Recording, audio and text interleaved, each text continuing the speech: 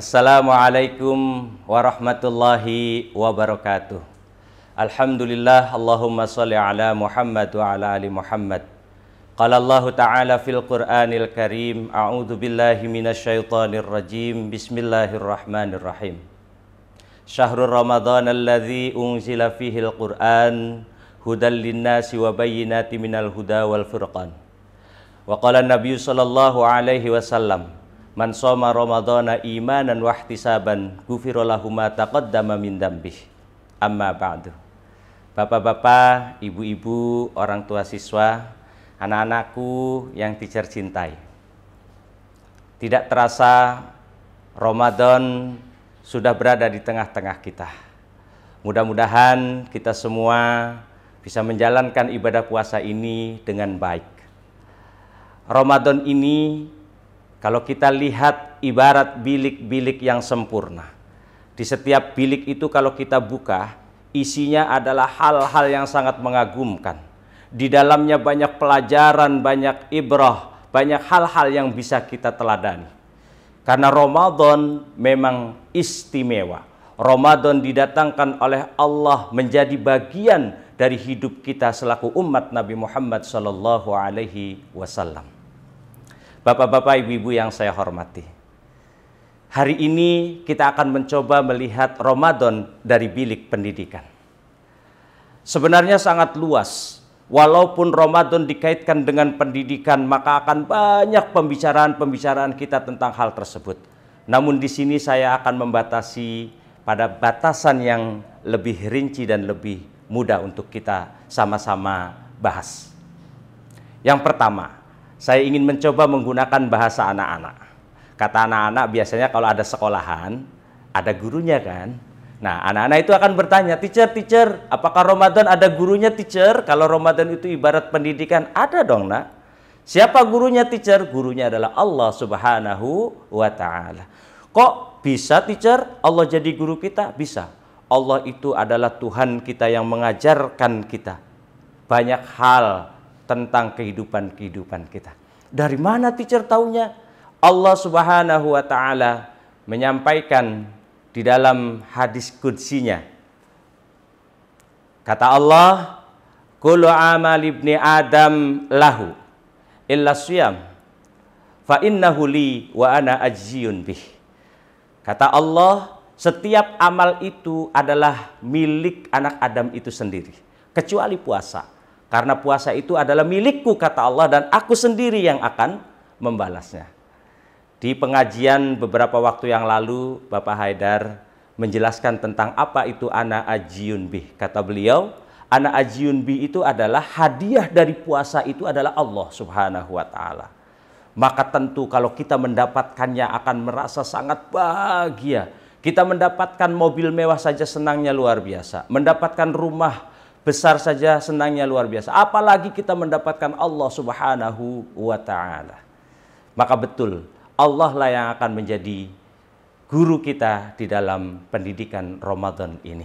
Sebagaimana firman Allah Subhanahu wa Ta'ala, wa 'allama Adamal asma'a kullaha. Allah itu pun mengajarkan kepada Adam tentang nama-nama. Kemudian, anak-anak juga pasti akan bertanya, setelah ada gurunya, dia akan tanya, teacher, apakah di Ramadan juga ada kelasnya? Maka jawabannya ada. Imam Al-Ghazali telah menerangkan bagaimana kelas-kelas di dalam Ramadan ini. Kata Imam Al-Ghazali ada 3 kelas. Yang pertama, kelas am namanya. Am itu artinya umum. Maksudnya apa? Puasanya adalah puasa umum. Umum saja, yaitu mampu menahan diri dari yang membatalkan puasa sejak subuh sampai maghrib. Dan itu kelas yang paling banyak penghuninya. Kalau diibaratkan ruangan lokal, mungkin ini kelas yang paling banyak siswanya. Termasuk saya. Saya baru mampu menahan diri dari yang membatalkan sejak subuh sampai maghrib itu pun rasanya ngos-ngosan. Kadang-kadang haus, kadang-kadang lapar, luar biasa. Kadang-kadang masih terucap, aduh haus. Nah, itu lebih-lebih lagi ya. Nah, lalu kelas yang kedua seperti apa? Kata Imam Al-Ghazali, kelas yang kedua adalah kelas khos. Kelas khos itu artinya kelas yang khusus, di mana ada ciri-ciri di dalamnya. Ciri-cirinya apa? Ciri-cirinya adalah mereka di samping mampu menahan diri dari yang membatalkan puasa, dia juga mampu menahan diri dari maksiat kepada Allah Subhanahu wa taala. Pandangannya dijaga, pendengarannya dijaga, lidahnya dijaga, hatinya dijaga untuk selalu ingat kepada Allah Subhanahu wa taala. Maaf Bapak Ibu sekalian, kita ini walaupun puasa, tapi kalau untuk nonton TV biasanya nggak puasa. Di sana ada tayangan sekelebat, membuat otak kita buyar. Ada ucapan-ucapan yang kita dengar, membuat hati kita tidak fokus lagi kepada Allah Subhanahu wa taala. Nah, kalau orang yang sudah naik ke kelas khos itu tidak akan dilakukannya. Karena hatinya terjaga, pandangannya terjaga, pendengarannya terjaga, lisannya terjaga, amalnya terjaga, dan mereka itu adalah orang-orang yang khos. Ada lagi nggak teacher kelas lainnya? Ada. Ini adalah kelas yang paling top, PPIP lah, seperti itu. Di kelas ini ciri-cirinya, di samping ciri yang pertama dan yang kedua, artinya di kelas am dan di kelas khos, ini ada ciri khusus di mana antara dia dan Allah tidak pernah meninggalkan Allah walaupun satu saat. Di dalam hatinya selalu khudur ke hadapan Allah Subhanahu wa taala. Tak pernah lupa sedikit pun dengan Allah Subhanahu wa taala. Nah, itulah kelas yang khasul khas, dan ini harus kita kejar sehingga kita bisa naik kelas. Kalau saya alami puasa itu sudah cukup lama. Mungkin saya sudah puasa kurang lebih ya 40 kali mungkin ya. Sudah 40 kali puasa Ramadan mungkin. Saya juga kurang tahu persisnya. Tapi dengan 40 kali Ramadan itu artinya saya sekolah bolak-balik di kelas yang sama. Harusnya setiap tahun saya lulus, naik kelas. Ini nggak naik-naik kelas. Ya, semoga di Ramadan ini kita bisa naik kelas. Atau bisa nggak kelasnya jadi separuh di kelas khos, separuh di kelas am. Ya bisa saja mungkin terjadi seperti itu ya. Nah, Bapak Ibu sekalian, anak-anakku yang tercinta. Tadi kita sudah bicara tentang gurunya, bicara tentang kelasnya. Sekarang kurikulumnya. Ada nggak kurikulumnya? Ada dong. Kurikulumnya apa? Kurikulumnya adalah Al-Quran. Kata Allah, Bismillahirrahmanirrahim. Syahrul Ramadan alladzi unzila fihil Qur'an. Bulan Ramadan itu adalah bulan di mana Al-Quran turun. Maka itu kurikulumnya untuk bulan Ramadan, panduan kita dalam kehidupan kita sehari-hari. Inilah pendidikan Ramadan. Hudal linnasi wa bayyinatin minal huda wal furqan. Al-Quran itu jelas menjadi petunjuk, menjadi penjelas, menjadi pembeda antara yang benar dan yang salah. Nah, kita sudah tahu teachernya ada, gurunya ada, kelasnya ada, kurikulumnya ada. Nah, sekarang ranah mana yang dibidik dari pendidikan Ramadan ini? Banyak sekali ranah yang dibidik, namun di sini teacher akan menyampaikan 4 ranah. Yang pertama adalah ranah intelektual. Ramadan ini pun meningkatkan intelektualitas kita. Di mana Ramadan ini kita lihat di dalam nuzulul Quran, Allah Subhanahu wa taala menurunkan Al-Quran pertama kali, yaitu surat Al-Qadar ayat 1 sampai ayat 5. Allah menyampaikan, Iqra, bacalah, belajarlah. Nah, berarti dari situ kita bisa memahami bahwa Ramadan adalah tempat di mana kita diperintahkan, disuruh, didorong untuk terus belajar dan belajar. Secara intelektual terus ditingkatkan. Lalu yang kedua, ranah apalagi teacher yang bisa dididik melalui Ramadan ini? Ranah yang kedua adalah ranah emosional.